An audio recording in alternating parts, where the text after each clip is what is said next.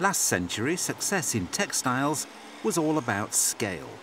Cavernous mills housing thousands of workers made Britain a world leader. Today, the innovation is all about computer technology, with techniques like CAD/CAM replacing the dark satanic mills. But in both cases, the key to success is investment. And within a few miles of the industrial cathedrals of Bradford, one teacher is banging the drum for investment in ICT as a way of bringing textiles design right up to date. Anne Crawshaw has a national role in the teaching of CAD/CAM. This programme looks at how she teaches the subject and shares insights based on her experience. Careful, it's hot. Just a corner. Oh. That's really nice. Okay. It's top. Okay, just go and take it away. That's lovely. Look at the colour on that. It's really, really nice, vibrant. Good. Well done.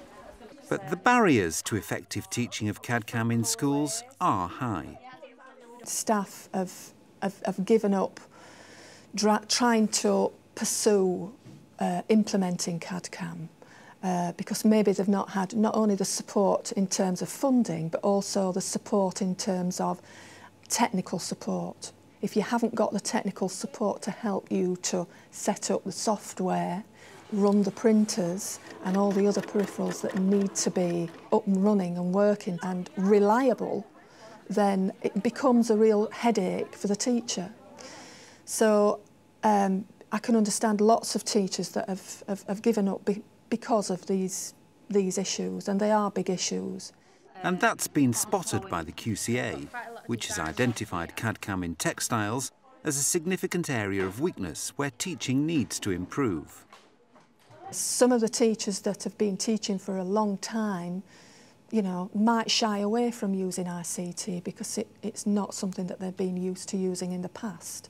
So more traditional aspects of textiles are still being taught in lots of schools. It's really just a gradual and a gentle process to introduce teachers into CAD work. There's obviously got to be some self-motivation there. There are a lot of teachers out there that really embrace this kind of new technology and are trying really hard to get it off the ground, up and running. They can see the end results. I often take lots of my work to various meetings, and when staff can see that it does actually work and you can do it, then it's obviously self-motivating. One of the biggest barriers to the successful teaching of CAD/CAM is financial. The software and equipment is expensive. We'll hear how teachers can tackle that later in the programme. But first, let's get a flavour of Anne's lessons, which are seen as a model for the future teaching of the subject. The way that we teach CAD/CAM in this school, I think a lot of schools are aspiring to now, and I think the tables are turning. Schools are becoming better funded, and staff are becoming better trained and a lot more confident in using computers to develop design ideas and to manufacture products. Today's lesson is aimed at consolidating the small amount of work done with this class on CAD/CAM so far. Anne begins by explaining some of the advantages of digital printing. The middle panel of this cushion here has been digitally printed in yellow and red. Now, if that was going to be done by another method, for instance screen printing, there would be two lots of colours that would need to be used. And the first lot of colour would need to dry before you printed the second lot. Does anybody know? Bushra? If you're gonna dye it, then you're gonna harm the environment because you know all the chemicals in the water that you're gonna dump. And but if you use a digital print method, then that's only gonna it's gonna print on the fabric, and it's not gonna harm the environment. Yeah, that's right. Screen printing uses lots of printing inks.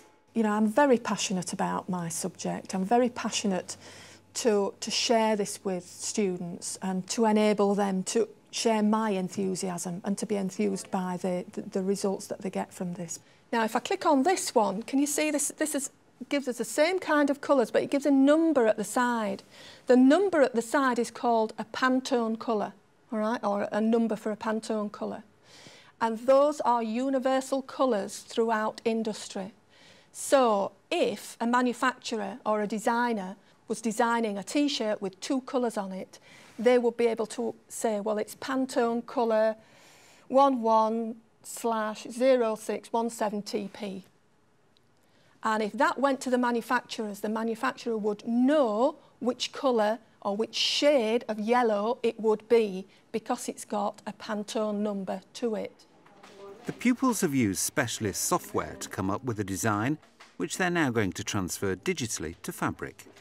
It's going to be divided into 4, so that's going to be orange and then pink and then orange and pink. And then it's going to have my techniques onto it, so it's going to be embroidery, silk painting, freehanding, plique, quilting. It's going to have a lot on it. I'm using a lot of techniques, but for one of the pieces on my cushion, I'm going to heat press all these onto it, and then I'm going to decide what colour I want, because I'm stuck yet. I don't know what colour to use. I'm going to heat press it, and then whichever one I decide to do, that's what I'm going to put on my cushion. It's brilliant. It's really good. For me, it's the wow factor. The children see the work on the screen, they print it off onto the sublimation paper, on the heat press. When it comes off, wow.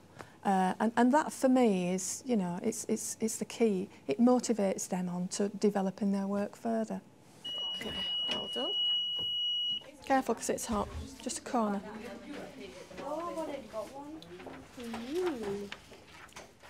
Fab.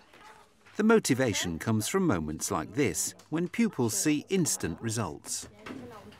Might try that again. That's good. Okay. All right. So what are you going to do now with that? I might choose one of them to do my final design, Okay. or I might do a couple of them because everyone's saying do all of them. And then you've got the 2 different textures, haven't you? You've got this crepe texture and that very shiny silky texture. So you need to decide which one will be the best to use and then print a bigger piece? Yeah. Okay, well done. Off you go. But Anne Crawshaw has many advantages. The pupils at Feversham College are well motivated and disciplined. And critically, she has had money to spend, around £15,000 for software and equipment. Lots of teachers come to me and say, how on earth have you managed to get all this kit? How on earth have you managed to be able to integrate it into your schemes of work? How have you managed to filter it down to Key Stage 3? Well, there's a number of answers to that. The funding issue comes from the support that you get from your SLT and the head teacher. If you put good resources in, you're going to get quality end results. If I do a single click, it'll open another line at the end. If I do a double click, it'll finish the line. Okay. There are a number of funding pockets that you can access. The gifted and talented funding, for instance, I've run a number of workshops.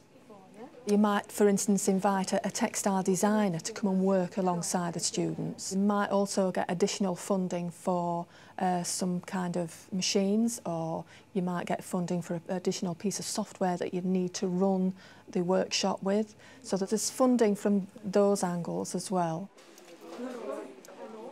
I've helped teachers to access different strands of funding that will enable them to do that. There's funds that can be accessed through Aim Higher initiative, where we can develop students' awareness of higher education possibilities and further into the world of work. And CAD/CAM qualifications are prized by employers where career opportunities are improving. After years of decline, the British textile industry is fighting back against cheap imported goods. This company is one of the biggest digital print textile designers in the UK. We have seen a dramatic increase in the amount of digital work that is now done, certainly within the UK. And if anyone wants to actually stay within the industry and look for a career within the CAD/CAM or digital printing industry, it's absolutely essential they have a good basic grounding for digital design. What they're actually been able to do within the school environment, i.e. working on a small format desktop digital printer with textile inks and actually translating those designs onto textile by means of sublimation, it is actually very relevant, and that exact same technique is actually used within the industry, albeit on a wider format machine that potentially can go a lot faster. But the fundamentals of that are absolutely identical. So if they get that basic grounding, it certainly would stand them in good stead should they want to continue in the industry. Anne Crawshaw admits she's in a fortunate position, but she feels that teachers who may not yet have won the support of senior management can still introduce elements of CAD/CAM into their teaching. There are a number of different ways that you can introduce CAD. Simple ways of addressing the assessment criteria for GCSE. It doesn't have to be through, fancy, very expensive printers. Very inexpensive printers can be bought. It doesn't have to be sublimation inks, which are very expensive, or sublimation paper.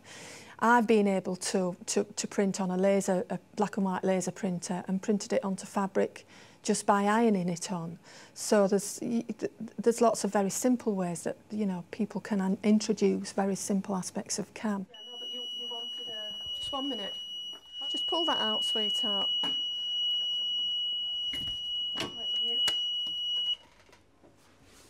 Okay. It's so nice. Yes.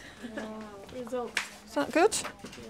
Right, so what you need to do is to decide which one looks the best. Okay, it's still quite hot, so be careful. So you go and sort that out and decide which one you want, sweetheart. According to employers, it is worth the effort. I think it's extremely important at GCSE level. So say if they wish to continue in a foundation course or go on to do a degree in textile technology or CAD/CAM design, I would certainly envisage that their future tutors would look to see what relevant background they have. And if they have a GCSE in textile design, it certainly would stand them in good stead. As regards industry, I think it's absolutely critical that anyone who wants to get involved with industry, they have a very sound knowledge of digital print and CAD/CAM design. I set up a half drop repeat, printed it on the Pro printer, and I heat pressed it on fabric, two different sort of fabric, but the fabric has to be synthetic. So this one's the satin one, and both of them have to be synthetic fabrics for the paint to transfer on the fabric. So once it's transferred, it's it's thermosetting, so it won't come off if you wash it or whatever. And now I'm going to decide which print looks better on which fabric. So. I would encourage any teacher that that's looking at the programme today thinking they can't possibly achieve anything like this. This has been a development over 6 years, and we all start out small. So it has to be a gradual, staged improvement from small beginnings. It's estimated that an outlay of around £1,500 is enough to get started on computer-aided manufacture. And Anne Crawshaw has written a short guide on how to access funding for CAD/CAM hardware and software, which can be found along with her lesson plans on the Teachers TV website. Maria, I've got it now. You can't move.